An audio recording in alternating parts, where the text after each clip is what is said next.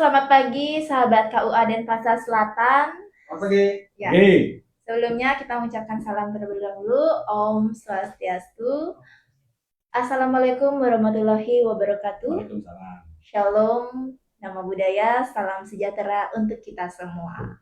Baik, senang sekali rasanya kita dapat kembali hadir dalam program podcast Serasi, yakni Semangat Konten Moderasi pada kantor urusan agama Denpasar Selatan.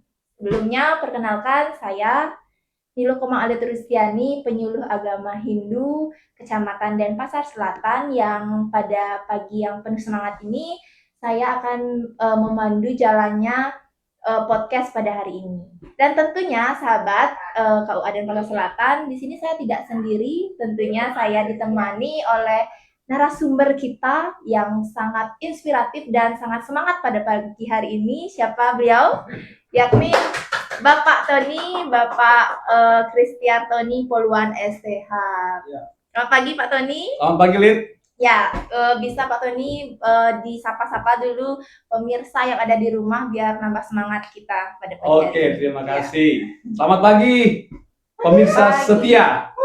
Dalam podcast Serasi Semangat Konten Moderasi, kita bersama-sama akan 30 menit ke depan kurang lebih ya. Ya. Akan berbicara tentang nanti ya. Bu Alit akan menyampaikan apa saja yang akan dibicarakan atau tema kita pada pagi hari ini tentang apa. Jangan kemana-mana. Check it out. Oke, terima kasih Pak Tony sambutannya. Ya, pada episode kali ini kita akan membahas salah satu tema, yakni makna kenaikan Yesus Kristus yang akan kita maknai di hari esok, Pak ya. Besok betul. Besok itu libur nasional. Diperingati hari kenaikan Yesus Kristus. Ya. Oke. Baik, di sini ruang dialog yang penuh dengan nilai-nilai spiritual dan juga moderasi. Kita akan langsung saja Pak Tony ya, kita berbincang-bincang di sini mengenai makna kenaikan Yesus Kristus itu. Ya. Kita sersan, serius tapi santai. Betul sekali. Oke. Nah, di sini langsung saja Pak Tony, banyak mungkin saya sendiri mungkin belum tahu, dan teman-teman yang ada di rumah dan juga mungkin dari umat lain selain umat Kristiani belum tahu gitu ya. Mungkin sudah tahu makna pernah dengar kenaikan Yesus Kristus, tetapi jika kita mendengar hari kenaikan Yesus Kristus, apa sih itu Pak Tony, bisa dijelaskan dulu agar kita tahulah sekilas gitu ya. Silakan Pak Tony, saya berikan waktunya. Ya, terima kasih. Ya. Bu Alit yang sangat luar biasa. Wah. Kita juga ditemani oleh Mas Bayu. Ya, operator kita. Operator kita yang selalu siap antar jaga. Oke. Apa itu peristiwa kenaikan Yesus Kristus? Betul. Mengapa kita memperingati? Ya. Jadi Yesus Kristus itu bagi umat Kristen itu dia adalah Tuhan, gitu ya. Iya. Nah, mungkin Mbok Alit pernah juga tahu tentang yang namanya Natal. Natal, betul. Nah, Natal itu adalah kelahiran Yesus Kristus. Bagian dari kelahiran Yesus Kristus itu Natal. Ya. Kemudian Mbok Alit juga pernah dengar yang namanya libur Jumat Agung. Pernah sih saya dengar Jumat Agung. Jumat Agung, yang beberapa waktu yang lalu kita ada libur Jumat Agung. Itu umat Kristiani memperingati kematian Tuhan Yesus Kristus. Oke. Jadi ada yang dia lahir Natal, kemudian ada yang namanya dia mati. Nah, setelah Jumat Agung itu hari Minggu itu sering kita sebut namanya Paskah. Paskah, ya. Nah, Paskah itu sebenarnya memperingati kebangkitan Yesus. Jadi kan dia lahir, kemudian ada kematian, ada kebangkitan. Nah, dari kebangkitan itu sekarang kita memperingati namanya kenaikan. Loh, kenaikan apa ini kok bilang kenaikan? Iya, kan gitu. Betul. Jadi ini namanya kenaikan Tuhan Yesus ke surga. Jadi yang dimaksud dengan kenaikan Yesus Kristus itu adalah kenaikan Yesus Kristus ke surga. Jadi begini, Dalam kepercayaan orang Kristen, Yesus itu adalah Allah, kemudian dia menjadi manusia. Nah, untuk menjadi manusia itu kan dia harus melalui proses kelahiran. Oke, jadi makanya ada Natal. Nah, di dalam kehidupan kemanusiaannya itu dia mengalami kematian, Jumat Agung. Nah, dalam kematian itu juga dia akhirnya bangkit. Nah, itu yang disebut Paskah, gitu. Nah, setelah dia ada di bumi ini, dia kembali ke surga. Nah, itu yang disebut dengan kenaikan Tuhan Yesus Kristus yang kita akan bahas. Jadi itu satu paket dari kelahiran Yesus Kristus, kemudian ada kematian Yesus Kristus, kemudian ada kebangkitan Yesus Kristus, kemudian ada kenaikan Yesus Kristus kembali ke surga. Berkaitan berarti Pak ya? Berkaitan. Ya, jadi itu satu paket sebenarnya. Nah, di dalam kehidupan Yesus Kristus itu ada beberapa hal yang dia sudah kerjakan. Dia lahir, dia mati, dia bangkit, dia naik ke surga yang kita rayakan besok ini. Nah, ada yang satu yang belum dilakukan. Apa itu Pak Tony? Kedatangan kembali. Iya, ke dunia ini. Kami menyebutnya itu adalah kedatangan yang kedua kali. Jadi kedatangan yang pertama itu yang kelahiran itu. Lahir, itu kedatangan pertama. Kemudian dia mati, kemudian dia bangkit itu kemudian dia naik ke surga. Nah, ada yang lagi dinantikan oleh orang percaya, oleh orang Kristen, yaitu kedatangannya yang kedua kali. Nah, jadi kenapa dia naik ke surga? Karena dia akan datang yang kedua kali. Gitu. Terus kedatangan yang kedua kali itu diperingati juga dengan belum. Karena kan belum terjadi. Iya. Ya berarti mohon izin Pak, kalau dalam Hindu kita mengenal Awatara ya. Ketika Awatara itu sampai turun, berarti dunia itu udah kiamat. Benar-benar ya. Sama. Nah, itu di Kristen seperti itu. Iya, di Kristen juga mengajarkan bahwa kedatangan Kristus yang kedua kali itulah akhir dari dunia akan terjadi yang kalau kita sebutkan namanya kiamat. Nah, ya. Semoga beliau tidak datang. Ya, di Hindu juga seperti itu sih Pak Tony. Kalau misalkan ya dunia udah itu Awatara, ketika Awatara itu datang ke dunia berarti itu udah berakhir lah. Ya, seperti itu. Ya, jadi di Kristen juga begitu.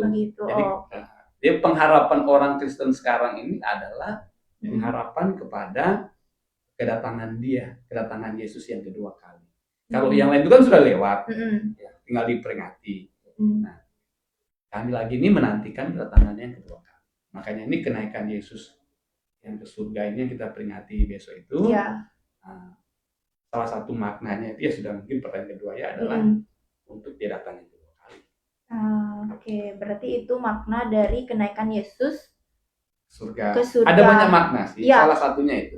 Kalau itu kan tadi kenaikan Yesus ke surga maknanya seperti itu. Tapi jika kita berbicara mengenai makna spiritualnya atau nih, nah makna dari kenaikan Yesus untuk umat Kristiani ini bagaimana Pak? Jadi gini, kenaikan Yesus Kristus ke surga itu ada beberapa makna. Tapi sebelumnya saya jelaskan dulu. Jadi kenaikan Yesus ke surga itu juga adalah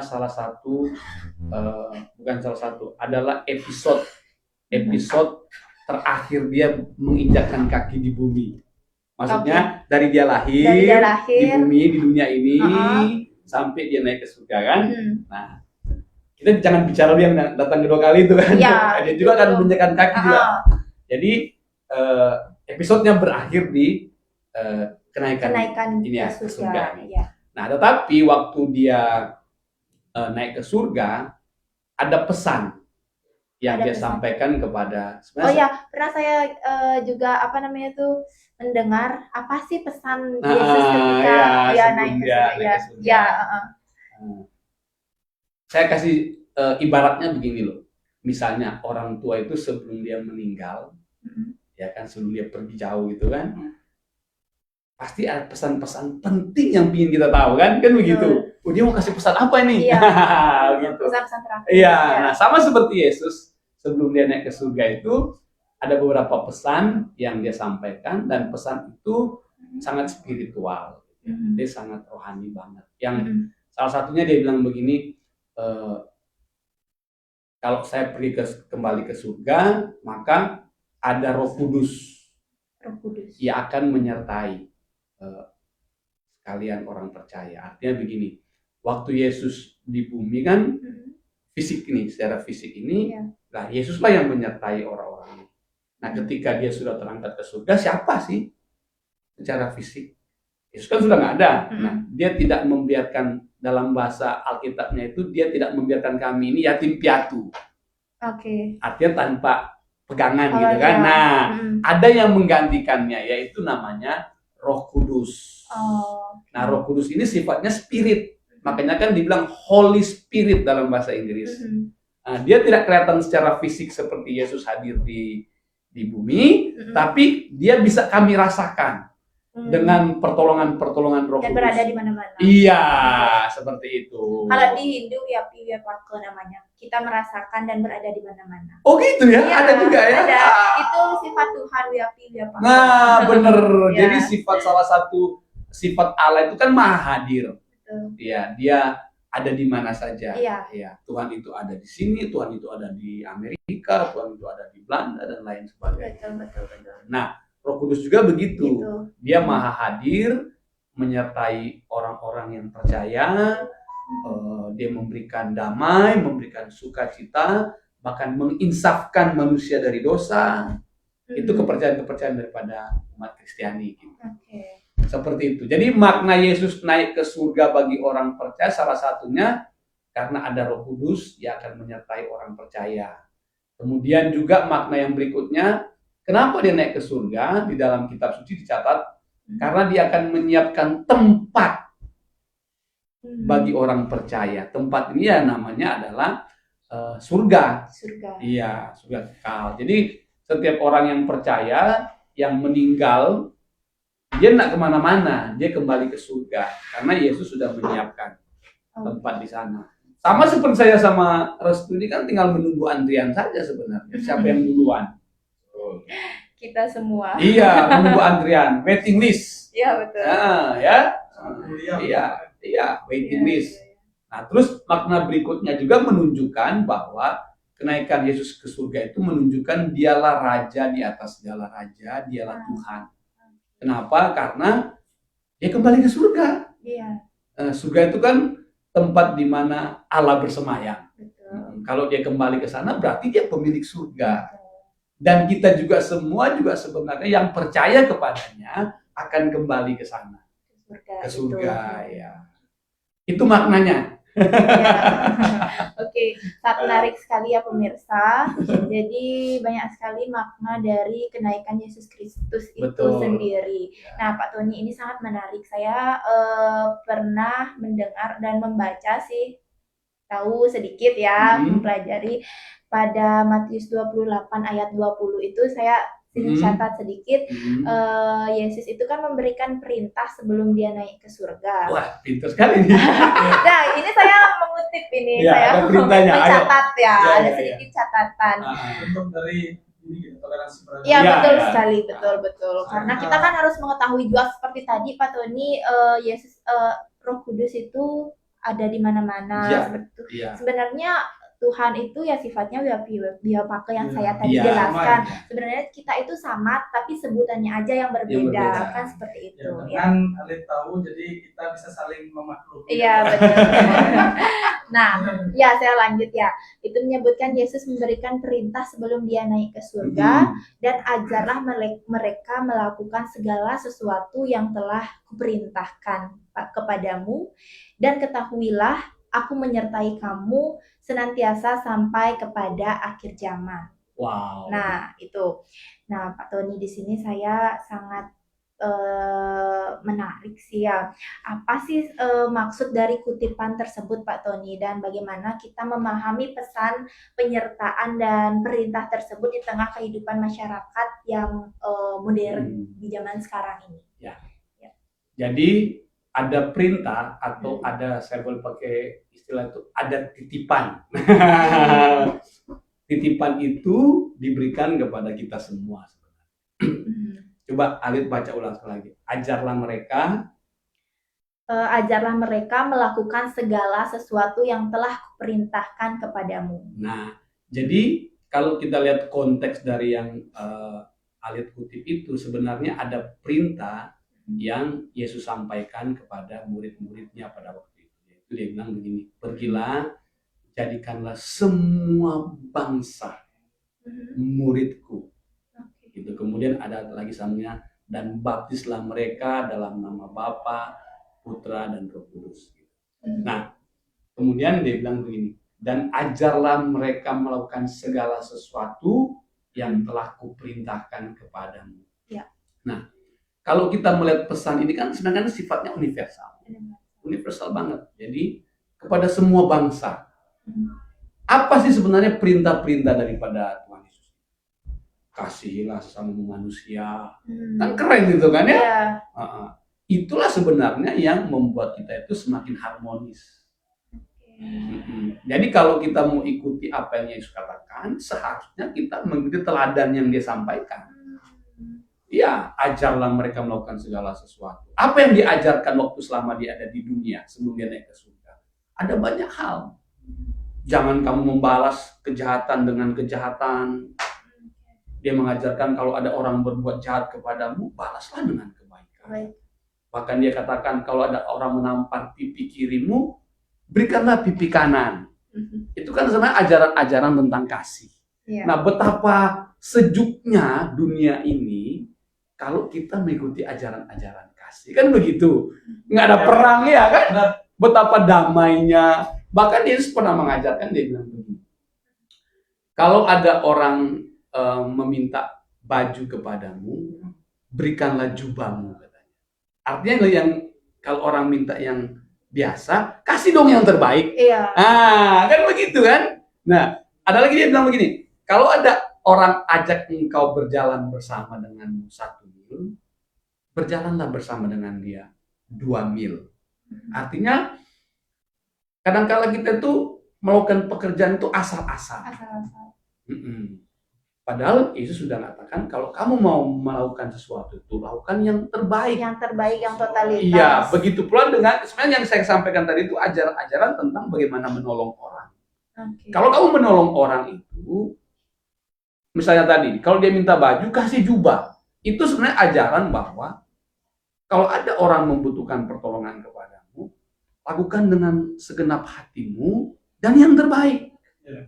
Jangan tanggung-tanggung gitu. Begitu pula mungkin dalam setiap kehidupan kita dalam keseharian, apalagi dalam konteks Negara Kesatuan Republik Indonesia ini dengan berbagai macam suku, agama, bahasa dan sebagainya, kita kan berbeda. Iya.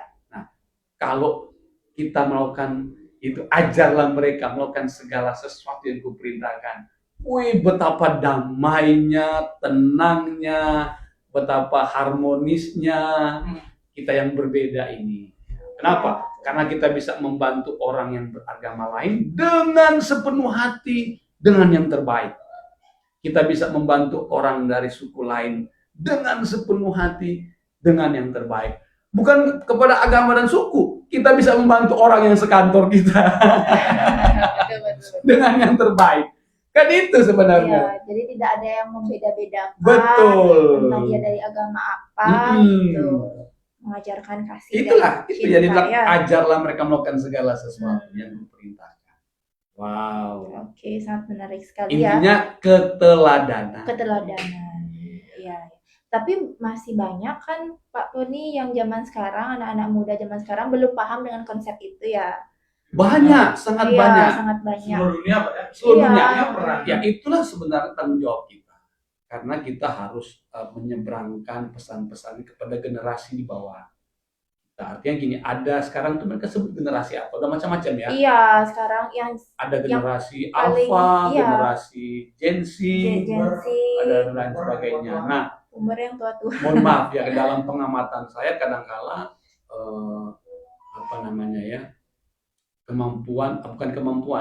keinginan untuk hidup dalam spiritual keagamaan itu seperti cenderungnya menurun.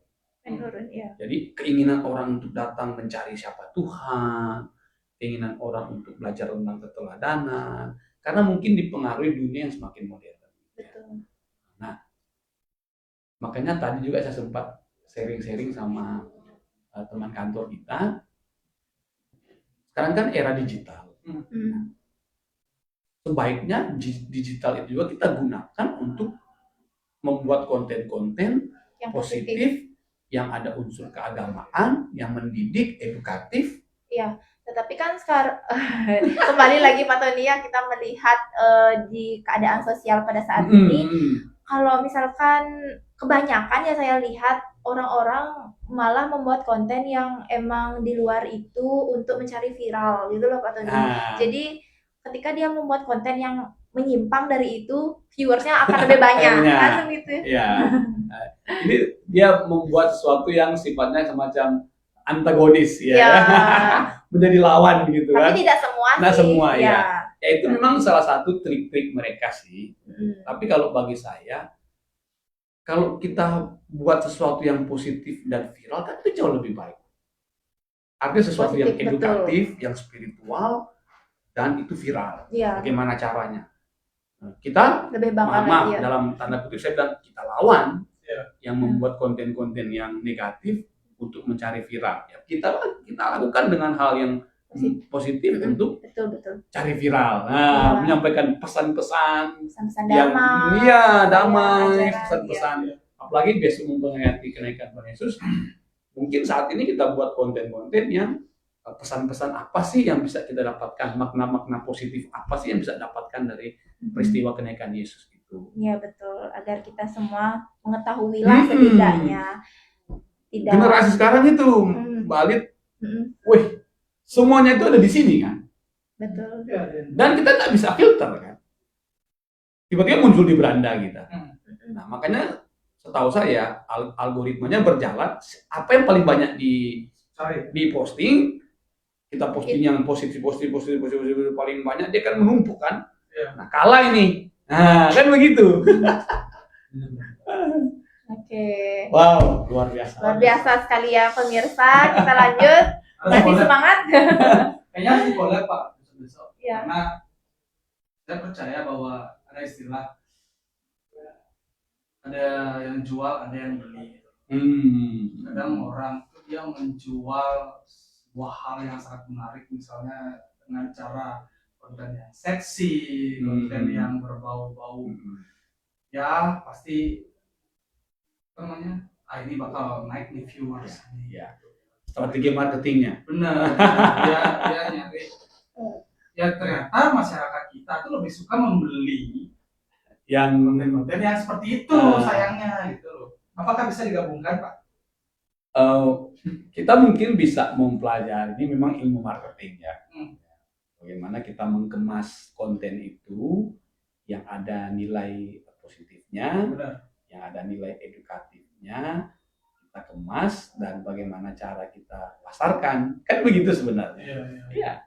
Mungkin temanya dibikin seperti agak tema menantang ini kok, kayak seperti temanya provokatif misalnya begitu kan. Tapi setelah ditonton isinya wah, kan itu strategi-strateginya.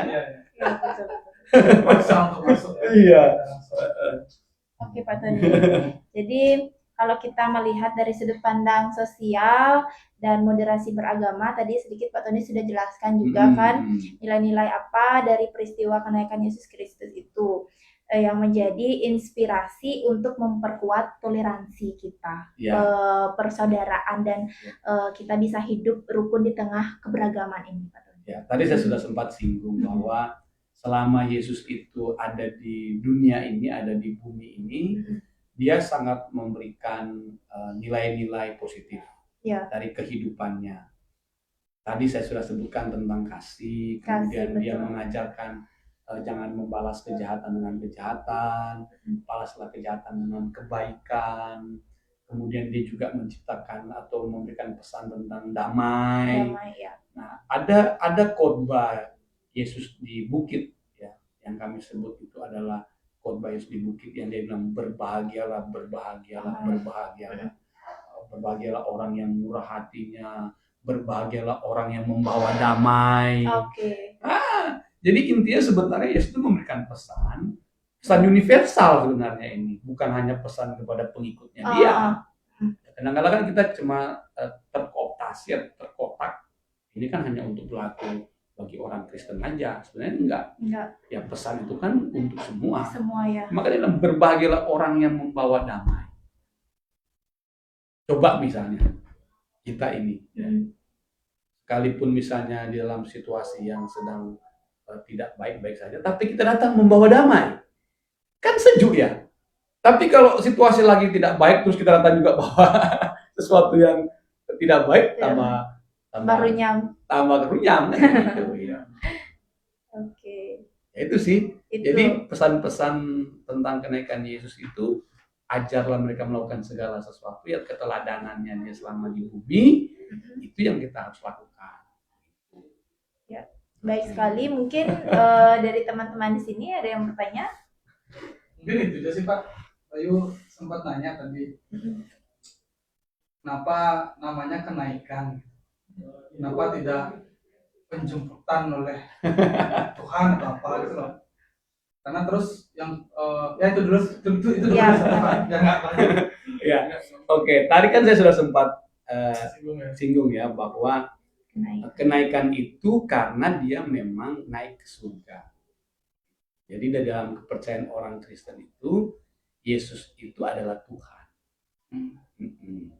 Kalau kita buka di dalam Yohanes 1 ayat 14, coba Restu tolong bacakan. Berapa? Injil Yohanes pasal 1 ayat 14. Firman itu telah menjadi manusia dan diam di antara kita. Dan kita telah melihat kemuliaannya, yaitu kemuliaan yang diberikan kepadanya sebagai anak tunggal Bapa, penuh kasih karunia dan kebenaran. Itu dibilang firman itu telah menjadi manusia. Ya itulah. Jadi firman yang hidup itu ya Yesus. Nah, karena dia adalah Allah, jadi begini kalau saya pakai bahasa saya gini. Allah itu kan transenden. Nggak bisa dijangkau.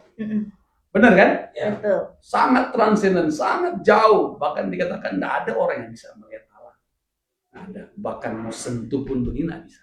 Mau sesuci apapun. Iya, nggak bisa. Nah, Allah melihat manusia ini, semua ingin bertemu dengan dia, tapi nggak bisa. Kan begitu? Ya. Nah, dia punya inisiatif. Inisiatifnya adalah apa? Dia harus menjadi manusia. Kenapa? Supaya dia bisa berinteraksi dengan manusia yang ingin bertemu dengan Allah. Makanya dalam kepercayaan kami itu ada yang disebut dengan transenden dan imanen.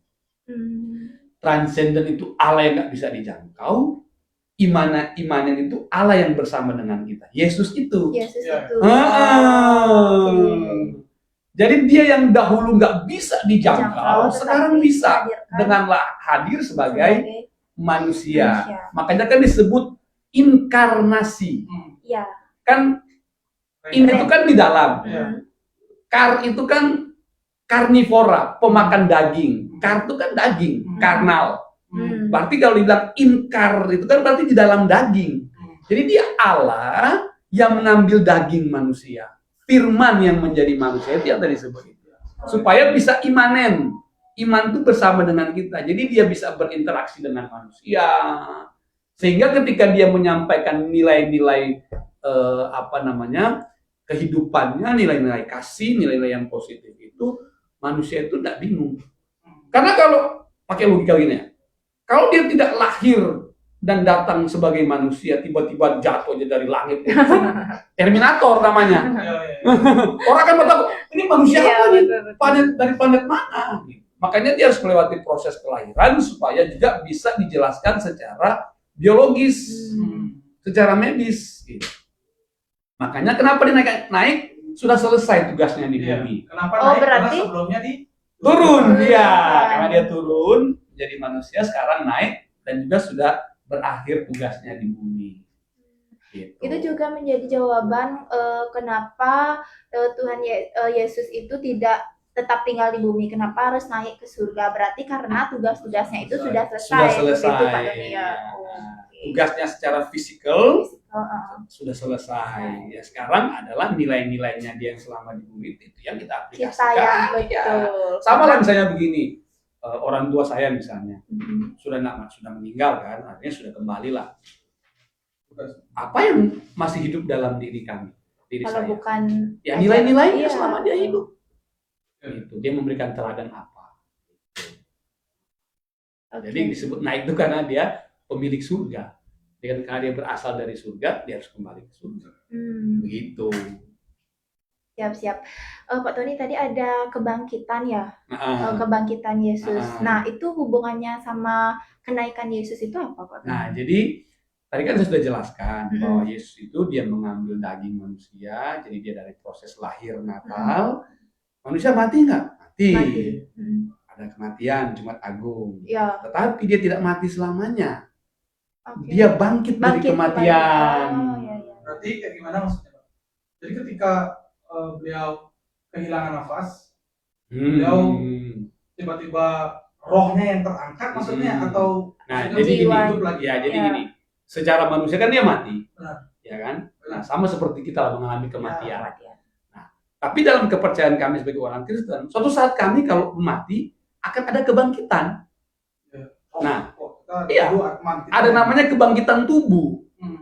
Tubuh kita ini tetap ada kebangkitan, tapi bukan tubuh yang sekarang ini.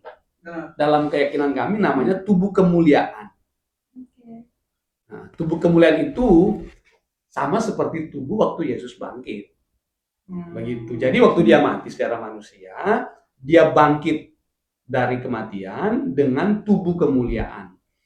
Makanya kalau di dalam ajaran Kristen bahkan di Alkitabnya itu dicatat waktu Yesus bangkit itu kan ada murid-murid bertemu dengan dia. Oh ya. Mereka bilang, "Oh, ini hantu." Bukan. Ada yang bilang, "Bukan, itu Tuhan." Kenapa? Karena mereka melihat tubuhnya itu bukan lagi tubuh seperti fisik sebelum dia mati. Kalau seperti waktu sebelum dia mati kan bergaul seperti kita begini. Ya, masih fresh. Ya, masih fresh kita cubit lah makanya bisa. Tapi ketika bangkit dengan tubuh kemuliaan, orang kan kaget. Misalnya, Bayu mati kemudian bangkit dengan tubuh kemuliaan. Siapa itu? Oh, kayaknya hantu. Padahal Bayu kan? Ya. Nah, kayak begitu. Tapi wujud fisiknya masih sama. Masih sama. Tapi mungkin ya ini kan kita kan belum mengalami itu ya. Hanya tercatat dalam kitab aja. Dia bisa tembus pandang, tembus ya berjalan ini, bahkan Thomas itu sempat dia bilang kan dia disalib kan, jadi masih ada bekas lubang paku di tangannya. Thomas ini Murid Yesus. Ya waktu bersama-sama dengan dia secara fisik sebelum dia bangkit kan bersama-sama. Makanya waktu Yesus bangkit kan mereka nggak percaya. Kemudian Thomas bilang, sebelum aku melihat aku belum percaya. Artinya sebelum dia melihat Yesus dalam yang bangkit ini. Nah, waktu Yesus menampakkan diri kepadanya, dia mau yakinkan Thomas itu dia bilang, "Coba kamu masukkan jarimu di bekas lubang paku saya." Untuk membuktikan bahwa saya ini Yesus bukan hantu. Kira-kira begitu bahasanya. Iya, waktu dia ini di situ baru dia percaya. Makanya ada istilah kan, sebelum aku melihat aku belum percaya. Itu Thomas punya bahasa seperti itu. Nah, jadi kaitannya antara kebangkitan dan kenaikan, kalau dia nak bangkit ya dia nak naik. Kan begitu. Ya, betul. Iya. Tapi karena dia ada bangkit, makanya dia harus kembali naik. Kita juga begitu, akan mengalami kematian. Kalau dalam kepercayaan orang Kristen itu mengalami kematian, tapi akan ada kebangkitan. Kebangkitan tubuh dalam tubuh kemuliaan. Begitu. Itu keyakinan orang Kristen. Jadi misalnya begini, anggaplah besok saya mati misalnya. Tangisan kita itu sebenarnya cuma sesaat. Ya memang. Kan cuma tidak boleh berlarut-larut kata firman Tuhan. Kenapa? Karena ada pengharapan. Pengharapan apa? Suatu saat dia akan dibangkitkan dari antara orang mati dan akan ada pertemuan. Seperti di agama Hindu juga seperti itu ya. Ada juga ya? Iya, reinkarnasi namanya. Akhir kembali. Berarti kita sebenarnya sama-sama mirip-mirip ya Semua gininya. agama tuh yang mengajarkan cinta ya Pak. Ya, Tidak, Betul. semua agama tuh mengajarkan kasih, love. Oke. hanya kepentinganlah yang merubah agama. Iya. Kepentingan ya kan? Kepentingan Ya, jadi pribadi. itulah yang harusnya sebenarnya kita hidupi sebenarnya. Mhm. Dan kita ajarkan bahwa dimanapun itu cinta kasih itulah. Makanya nggak salah lah kita punya Bapak Menteri itu bikin kurikulum cinta. Cinta Iya. ya. Iya. Bahasa kami itu sebenarnya kasih, love. Kan sama aja kan cinta. Itu benar. Ya waktu ikut MO Cintar ya, dari situ sempat. Ya. Mungkin nanti harus diluaskan lagi. Iya. Apa? Oke, Oke. Nanya dikit. adalah yang masih mau tanyakan sudah berapa jam ini? Baru 20 menit.